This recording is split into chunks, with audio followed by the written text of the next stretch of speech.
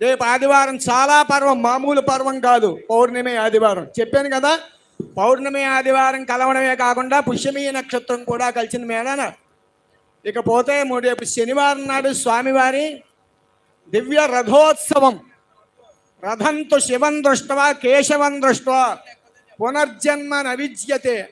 అంటే రథం తిష్టంతో, రథం మీద ఈశ్వరుడు కానీ విష్ణుమూర్తి కానీ ఉత్సవానికి సిద్ధమై ఉండగా ఎవరైతే రథమూర్తుల్ని చూసి దర్శనం చేసుకుంటారో వారికి పునర్జన్మ లేదని చెప్పబడుతోంది.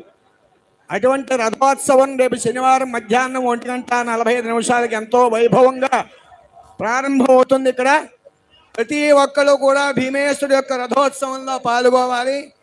అలాగే పౌర్ణమి చక్రస్నానం, ఇది చెప్పాను. రేపు ఆదివారానికి ఉండే విశేషం మళ్ళీ ఎన్నేళ్ళకి వస్తుందో అలా చెప్పలేము. అటువంటి ఆదివారం నాడు చక్రస్నానం కూడా ఎవరు మానకూడదు. ప్రతి ఒక్కరికి తెలియని వాళ్ళు కూడా చెప్పి తీసుకొచ్చి ఆ భీమేశ్వరుడు యొక్క